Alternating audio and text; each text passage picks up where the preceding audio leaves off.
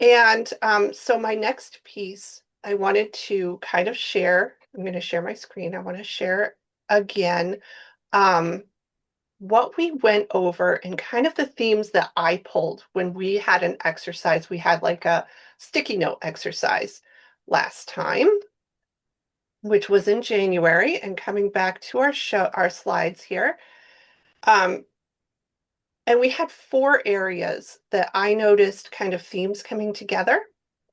Um, One area was collaborations. People are interested in collaborating together. That might look like, and also I want to say, as I share these areas, it was kind of hard because these are like Venn diagrams, and there are topics that I could have put into a number of different areas. So keep that in mind, and I'm not wedded to anything falling under any specific category. But they kind of came out as collaborations. Oh, I just give me a second to admit people from the waiting room. Um, so we have cross-regional projects under collaborations, grants, data collection and reporting, doing research projects together, developing shared messaging about what we do, um, doing statewide presentations, advocating together, and this is where advocate or conference work would fall. And, we do plan to do conferences from time to time. That's a big project. The next was skill building. People building skills around meetings and process facilitation, best practices. Here again, community project ideas, how we have collective impact. Really, collective impact is this coalition work that we do together. So building our skills around this collective impact work and understanding it, which is, I think, key to what we're going to do in the community practice here. Skills around working with people with lived experience, mutual aid, skill sharing among backbone leaders. Maybe there's some skill that you can share with the other backbone team members, and bringing in guest speakers, I put in this category. And then the next category is our relationships amongst each other. Everyone was interested in networking together, in having that group of peers that can share your challenges and successes, developing our visioning together, shared visioning, reflecting with peers on what we do, kind of getting into the philosophy of it maybe, or the background of it, aligning our goals together, celebrating our wins, problem solving together, and deepening our relationships of trust. And then finally, in one more area, we wanted to have shared resources. Like maybe that looks like having a digital library where we store resources and tools that everybody can access and read and use and share into that library. There's templates and project ideas that we also were talking about having communication channels, some of these channels where somebody could be like, I'll throw in an example that we talked about. I'm working on my website. Who is willing to join me talking about websites and developing websites? And we'll have a side conversation about that. Um, Storing training modules there and tools. So this is kind of this is our conversation that we've been having. And I want to come out and get any reflections about that. What are you resonating with? What do you want to highlight specifically? And at this point in the conversation, I'm going between windows here. At this point in the conversation, I even have some polls that I want to run for us. But first, I want to check in with everybody and see, do you feel like there's anything missing? Do you want to highlight something there?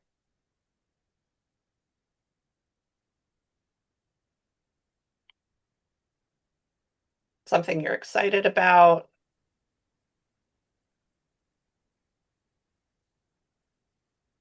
I'm just like excited about I guess I'm excited about all of it. I feel like we're kind of working on similar things, and I think if there's some way to have sort of like some shared messaging and strategies, and like even like materials or things that we can even like tailor to engage local communities. I think that would Hmm. be super helpful because I think a lot of it is we're kind of dealing with some of the same challenges across the region. Thank you. Yeah, I think that was the idea all along behind all of this. And I think I said last time, I'm totally struggling to find my agenda, by the way, you guys. Um, I think last time we talked about how this has been an idea for hunger, that Hunger Solutions has been working on for a long time. And so we're lucky to be able to move forward on this. But again, it's a it's a development for all of us together to add in, what we're looking for, what we need as we're doing this work, as we're helping our coalitions grow and develop. So pound it.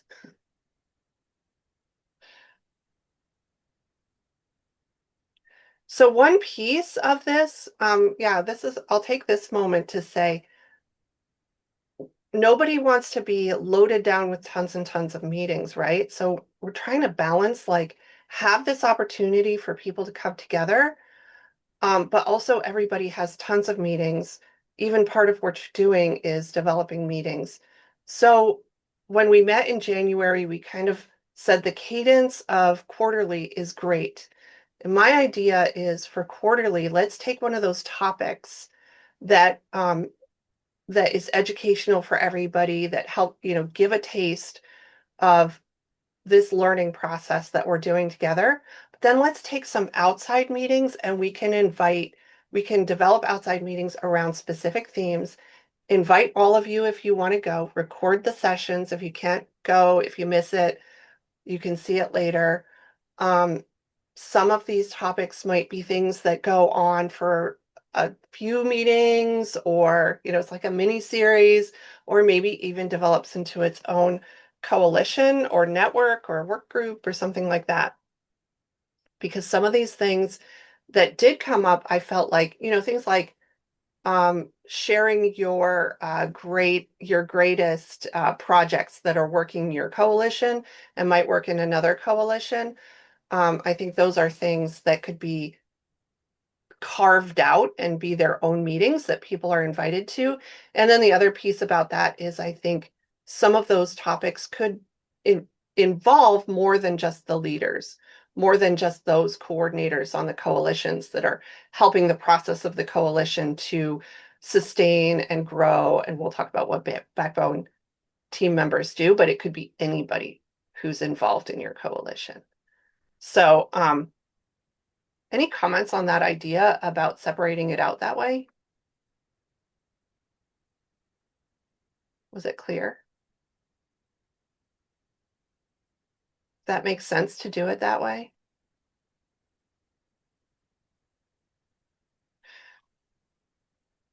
So with that, I actually wanted to do a little poll about topics that we would do. So let's see if I can figure out. Here's my polls and quizzes.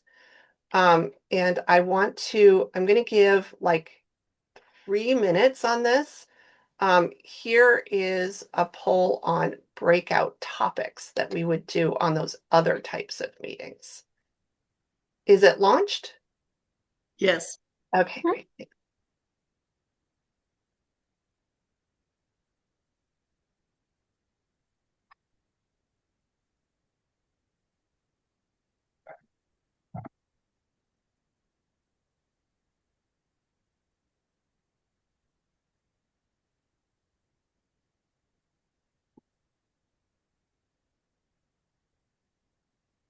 And there's a little spot at the bottom that you can add any other ideas.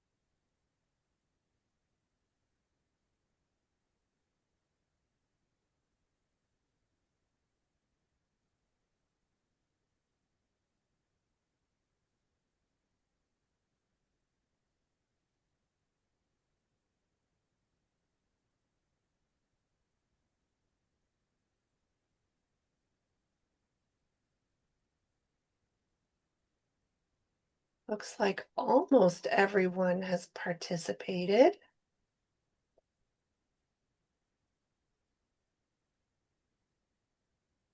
Anyone else need more time?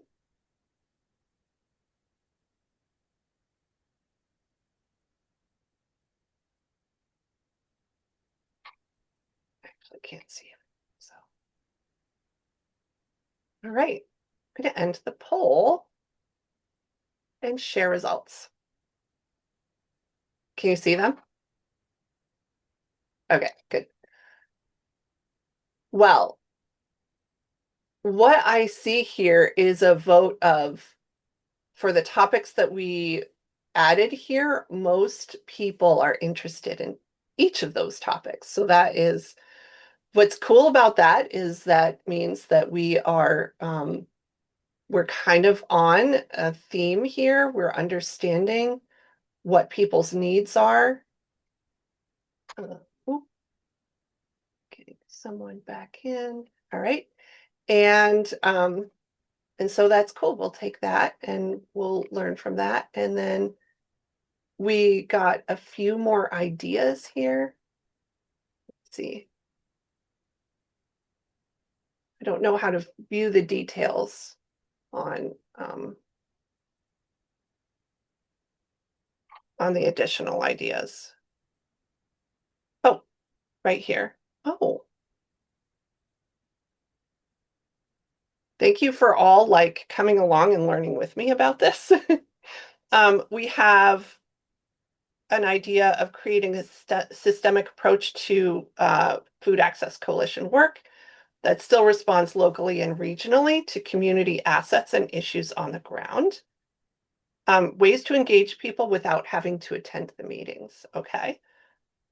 Strategies to engage local community leaders in food system advocacy, such as legislative events, etc.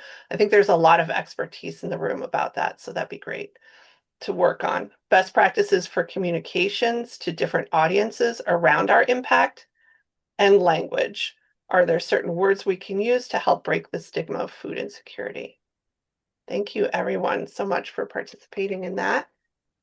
Let's have a couple moments for discussion. Any discussion on that?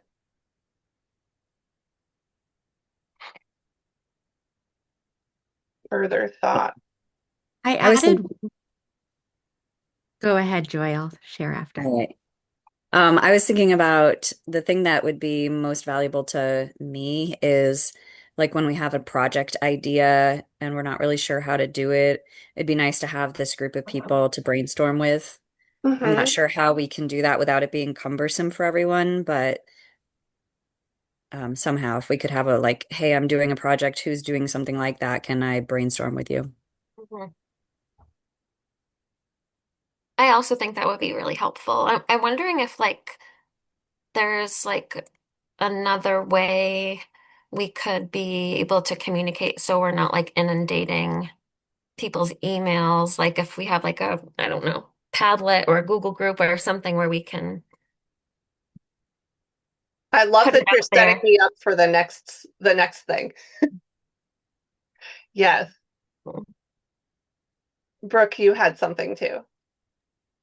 Yeah, I added it in the chat, but just I think kind of goes off of what Joy is saying is I really want to hear from other people who have been leading coalitions for a while about what's worked around like new member recruitment and continued engagement in coalitions and just like member retention.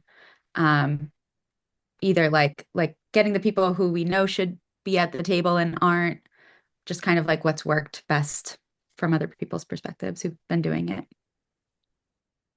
Yeah. And I will say, so there are some things in collective impact work, the stuff that kind of we draw from at Hunger Solutions to do the work we do to support the coalitions. Um, that's really like it's in the literature and it's like the top line themes. And I think that building out your partnerships is one of those big themes.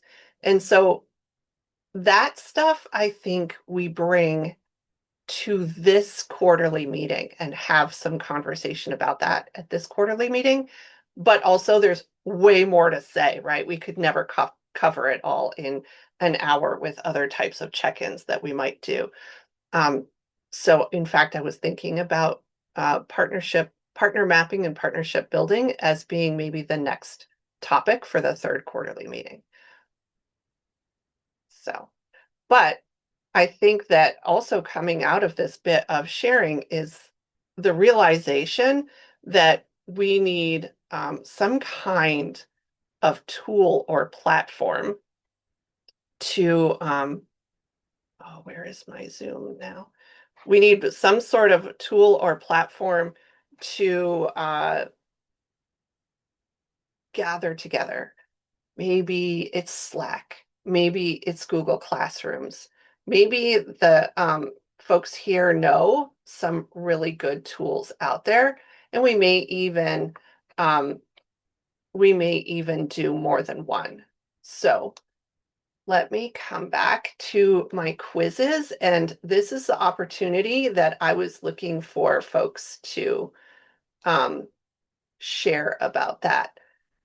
So this, oops, did I launch it? Library tools. It doesn't want me to launch it. All right, well, I was going to look for people to share in a poll. What tools do you suggest for a shared library and communications? And why do you like it? But are you seeing that? Not launched? Well, you know what? I'm going to drop that in the chat because that's another way to capture information. So where's my chat with everyone? Here we go. I'm going to drop that in the chat, and I'm just looking for people's suggestions. And if you want to come off of mute and tell me something that you know about that you would suggest, or give a plug for something that you use. Because that is definitely something that we could do together as a community, is initiate conversations, pull together meetings around some of these themes, invite or, you know, ask me to do that sort of thing, but also just start conversations, make a thread, and pull together, you know, amongst the people that can help you out with that in this community.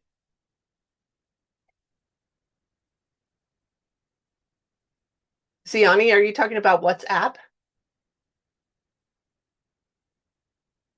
Yes, are there two different things? I just realized that Amy's wrote something different. I thought she was talking about WhatsApp. That's what I use with my family. Every international person or people that have family or friends internationally. Up probably with use UP, WhatsApp. or is it app with APP? I thought it was UP, but Amy, am I wrong? Is it APP? She knows better. I just call it WhatsApp. But maybe What's up? I think we're talking about the same thing, Ziani. Again, it's not a fancy tool, but like that's kind of the point to me, is like, especially if you want to be able to engage as many people as possible, just like using something that's easy. There's some drawbacks, I'm sure. And I literally just use it for like social organizing and stuff like that, like for my personal life. But I'm really impressed with how well it works, especially if you have a couple people that kind of like know how to coordinate. Okay, let's start a chat for this, or like throw people in places, and um, it's pretty like Ziani, like, yeah, like you're saying, I'm like everyone. It's just like a low barrier because like it's not like, oh, I don't have Slack downloaded right now, so that would be a barrier to me. I would do it for you guys, of course, but like it's like I'm not already using it, right? So that's my thought. All right, thank you, everyone. And I'm going to try one more poll in this part.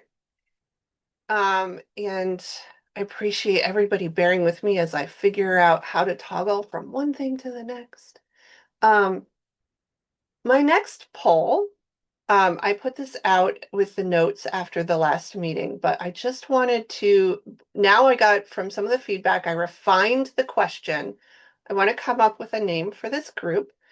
And I am going to see if I can launch choosing a name. Oh, I can't because a poll result is being, anybody know how to help me with that? I'm sharing a poll result. How do I stop sharing a poll result? Stop sharing. Okay. Choosing a name. Aha. Watching me learn in real time. Okay, choosing a name for this community of practice. After some feedback, I have Fab Hub is still on here, Food Access Backbone Hub. Somebody wants community of practice in there, but Food Access Backbone is still great by them. So Food Access Backbone Community of Practice. And then we have Food Organization Regional Collaborative Exchange. Lots of words, but it says FORCE.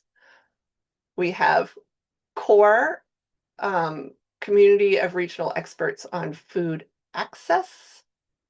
And we have Food Access Lens, Food Access Leadership and Exchange Network Support.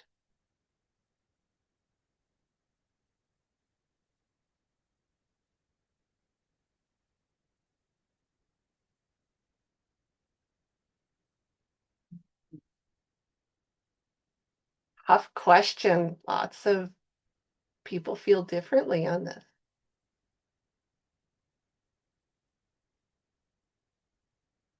Naming can take an entire meeting, you guys, and I don't want to put you through that.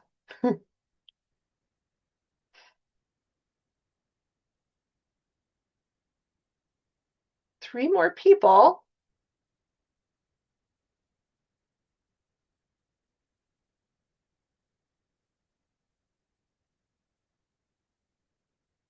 Okay, I'll give it 30 more seconds.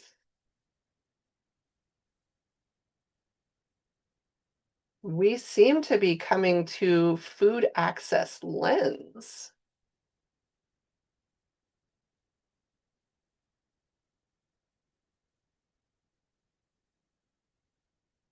Right, I'll end poll, share results. Can you see them?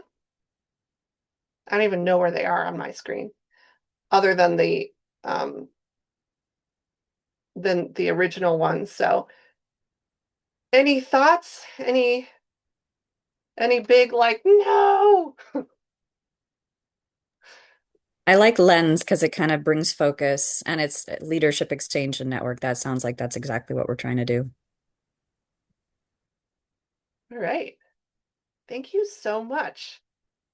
We made this like relatively not too difficult, and I am happy for your input.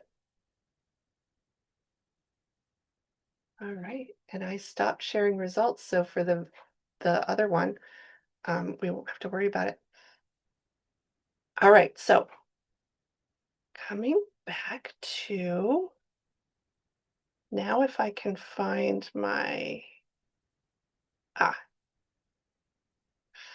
screen again. So this is the part I've prepared for you, a little bit of a presentation about the Backbone team. This piece is something that I want to do for the meetings. This is a little bit of shared learning. I'm going to go through it probably relatively quickly. Let me share my screen. And probably a lot of stuff that you know already. Are we seeing the presentation? Okay. And that's just the last thing we did. Sure, I'm on here. Whoops.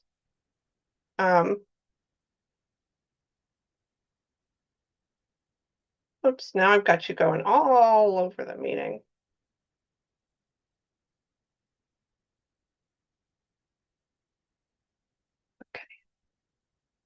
Okay. So we're talking about backbone teams with the lens of the collective impact model. Collective Impact Forum and Root Cause are some good sources of learning about this material. And a lot of what I'm sharing here comes from the Collaboration for Impact workshop that Jessica was part of presenting in May of 2024. And then some other tools that we have in our toolkit. This is the picture of the main model itself. So this is the context of what we're talking about. We're all driving toward common purpose through our collective impact work, and we're working through with multiple partners toward that. And we see a number of different components of this, but in the left-hand lower side, you see backbone support. And so that's the piece that I wanted to share a little bit more about today. And this is the context of it too. You can see that there is within local food access coalitions and council infrastructures, there's leadership. So leadership is, you might have a leadership team that maybe brings in a few more people than the backbone support folks, but the backbone support is a single organization or a set of organizations that collectively play that backbone function. And the backbone function has some key components to it. And this is a description of what that backbone team provides. It's long-term support so that the initiative can function over its lifetime.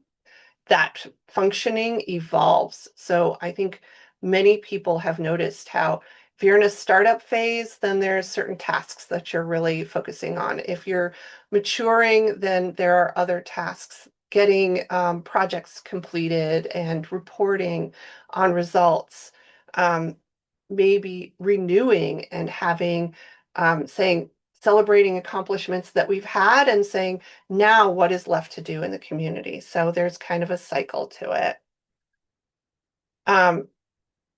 So this relates, so the collective impact model on the left-hand side of the screen, we're kind of seeing those big picture things.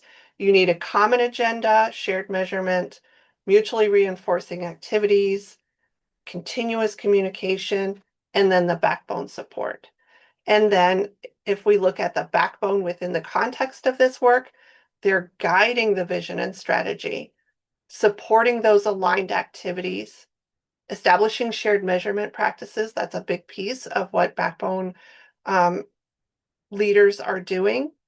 And then they're cultivating that community engagement and that ownership amongst the partners of those shared measurements and those shared visions. There's always advancing policy because the reason we're working together amongst organizations is because we're working on issues that are bigger than all of us together, and policy is that lever. So having a policy agenda and together advancing that policy agenda is a key piece of this work that we're doing together. And then mobilizing resources, whether those are human resources, financial resources, in-kind resources, mobilizing, identifying, and bringing into the work together those resources. And so that can be broken down into tasks. And I'll give you a second to look all over this. I won't read all of the fine print, and let me just say I'm sharing out these slides afterwards, and we can always have more discussion, and there are resources in our toolbox that these come from. But this just kind of shows how certain tasks are aligned with some of those components of the work together.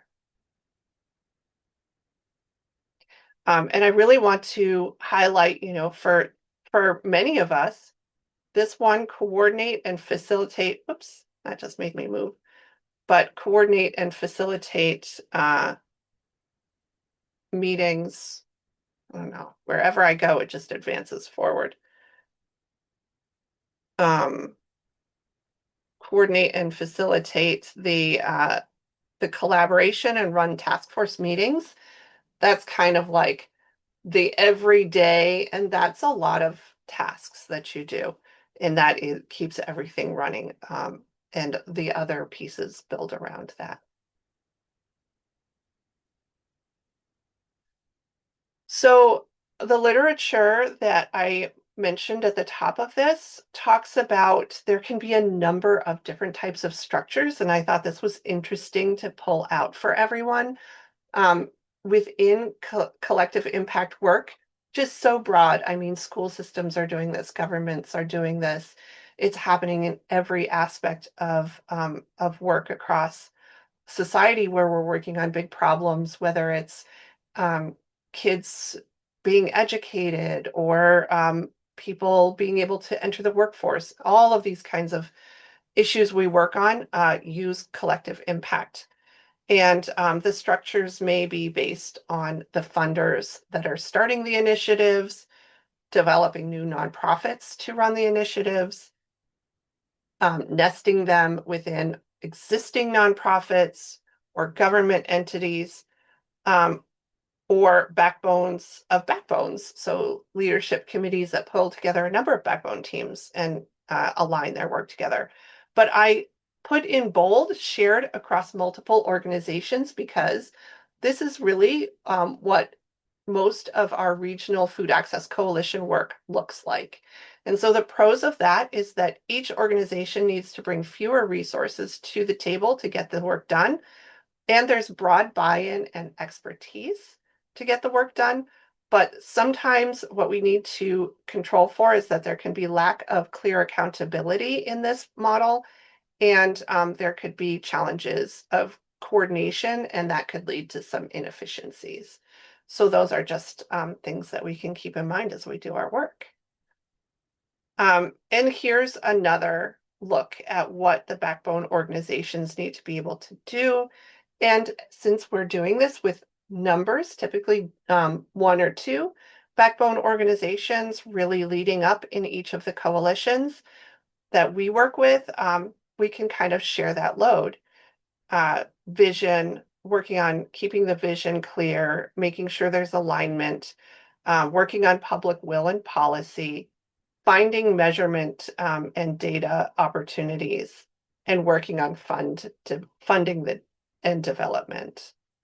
But also here are some additional capacities that we want to bring into the picture, making sure that our coalitions kind of reflect the geography of where we're working, that we're connected into different levels of our communities, that we're able to convene stakeholders and develop strategy and act toward those strategies, have ways of being accountable to what we're trying to achieve, that our organizations have credibility in our communities.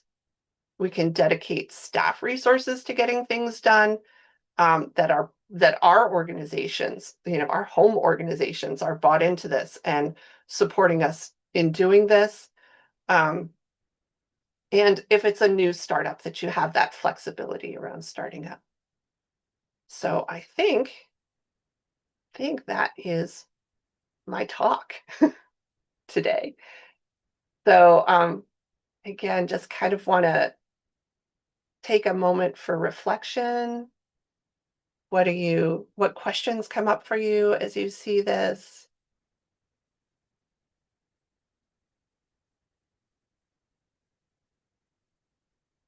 Did you all know all of this stuff already? Does it organize it in your mind a little bit?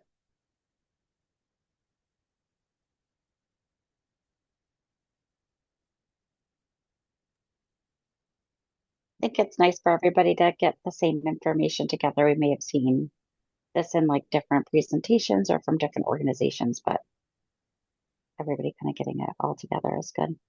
Yeah. And I have a couple more slides, like really you can read the slides. I went over it really quickly. I have a couple more slides from that presentation from 2024 that kind of explain a little bit more about, define and give examples of, what securing and developing initiative resources means. And then these are all in the literature as well. So we can, in the future, we can delve into those things a little bit more. Within the agenda, I have the link to the Backbone Starter Guide that some of this is pulled out of, and the Backbone checklist. But all of these resources will be in our shared space, whether it's Google Drive or Classroom or whether we're well, WhatsApp wouldn't be exactly the thing. So I do have a couple minutes. The last thing I want to do is just kind of get a sense of when the next meeting can be. I looked at my calendar. I have a couple of times, and I'm trying to, it's always good to hit the same cadence, but then sometimes it's not good for everybody.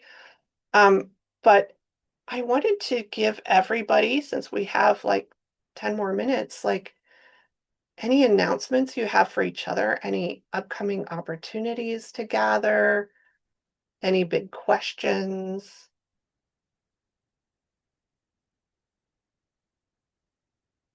Invitations. I just had a thought, and I think it's sort of like embedded in the some of the points that you had made earlier, but I think in working for the Center for Advancing Rural Health Equity, that I'm sure others have experienced it. It's tough to do some of this equity work in New Hampshire right now. And so I think like part of the beauty of like being in these groups is also like if there's something that like one organization can't do, you can find maybe another organization. Or I feel like if you have these community coalitions that are unaffiliated, and you're like making more community connections also, like they can sort of do some things that one organization can't do. So I like really appreciate um the space to be able to like talk through some of those things in our work together, because I think part of it is like having to get really creative about how you do things and communicate things and advocate for things. So um, that would be super helpful for me, anyways, to be able to kind of noodle on some of those equity issues that are challenging right now. I think that's a great example, Katie, because if you said, I would like to noodle on the equity issues with some peers, Hmm. then, like putting out to this group who's interested and then pulling, like you can pull together a meeting, Hmm. right? Amongst the people that are also interested in having that conversation. I want to come to all of the meetings, everything that people have put as topics and interest. But it's really helpful to me, like if I focus on these quarterly meetings and kind of setting up the tools and channels of communication, and then other partners can pull things together based on where's your need or capacity, right?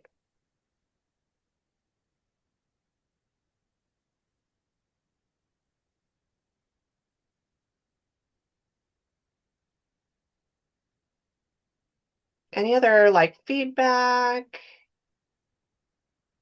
wishes, hopes?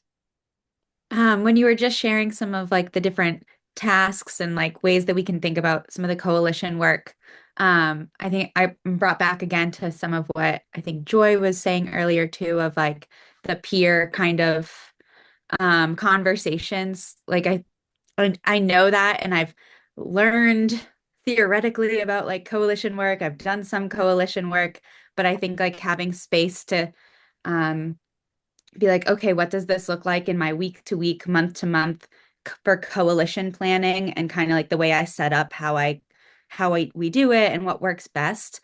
Um, I don't know if that would be like a separate breakout to be like, okay, what does this actually look like functionally? But that I would find that really, really helpful.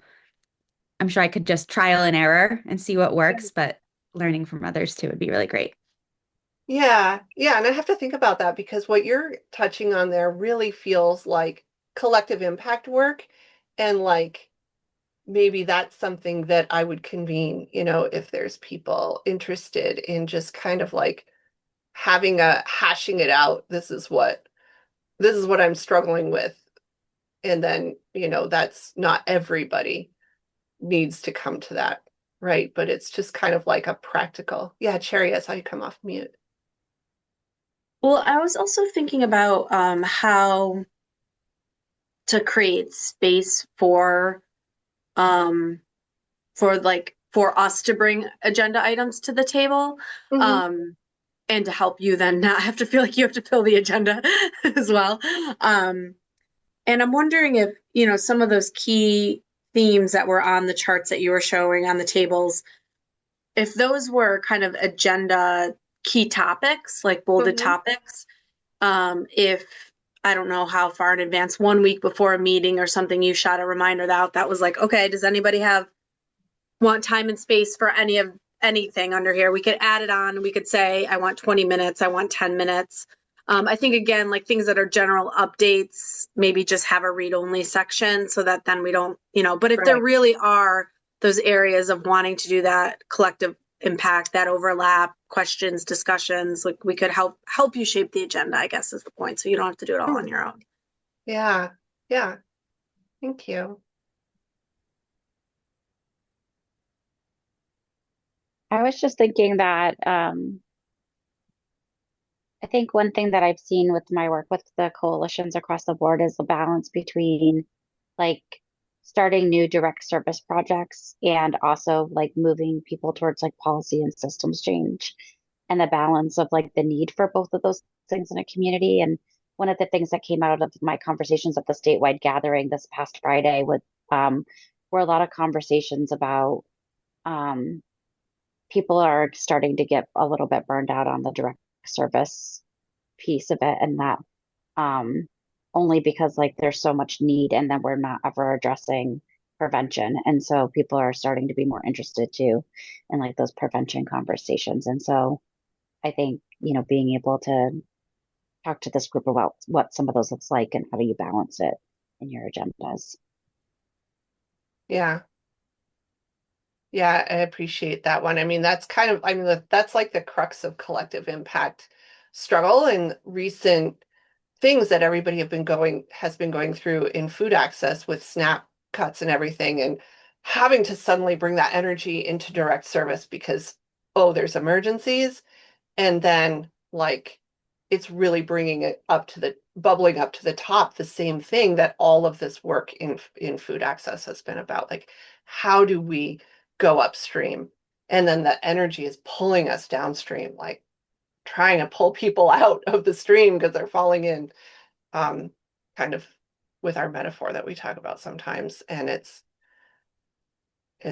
kind of a tough balance.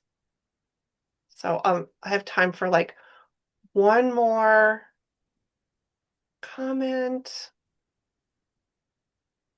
And I have one more poll about when we could meet again for our quarterly, but I'm going to be taking a lot of feedback about, some things that could happen in between.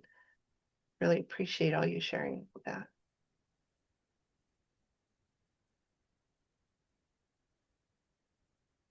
All right, I'm gonna launch back to this. Next meeting, I can launch that. All right, so here are some options for a next meeting that I would be available. The first two are the second Mondays, and the last one is the third Monday because I'm not available for the second Monday of that month.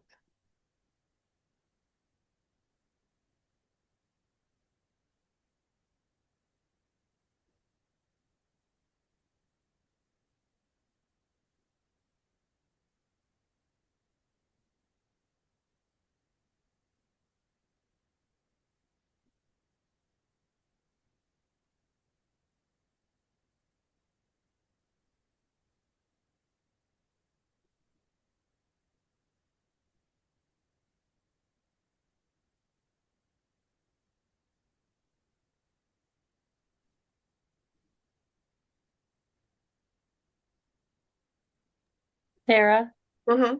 I'm just noticing Monday is August 10th. I just want to confirm we're looking at Monday, August 10th, not the Oh, 11th. sorry about that. Yes, No, don't be that would sorry. be Monday. I'm looking at both dates. That would be the Monday if you're wanting to figure out how to vote for that one. The 10th.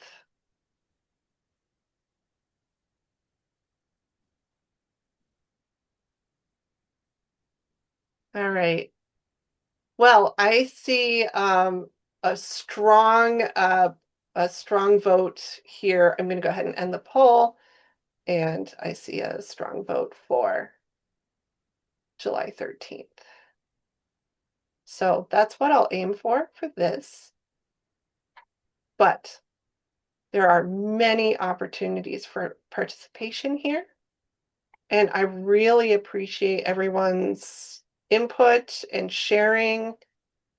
I'm going to start looking for how to tap into all of your energy and offers.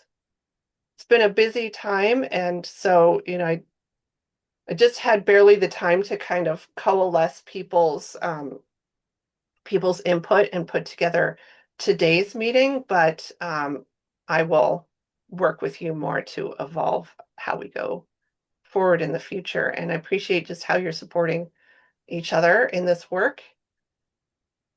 Brooke, how great it would be for different backbone leads to share about their approach, what's going well, where they could use support. Yes. Yes.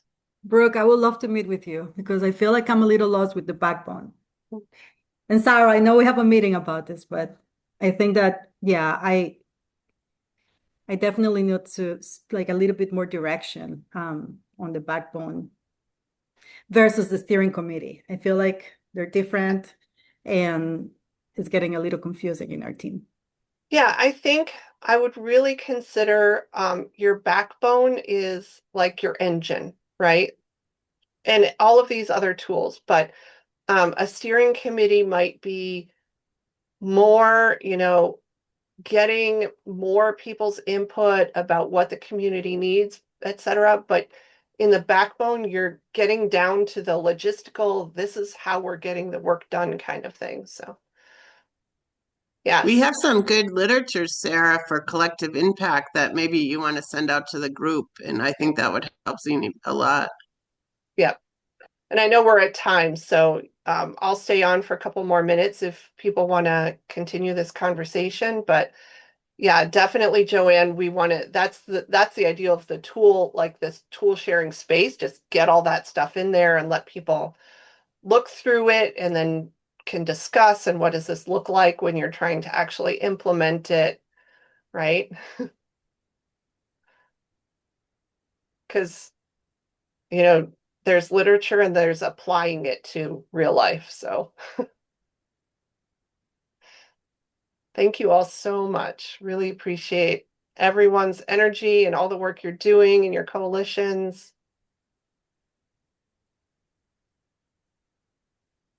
Bye.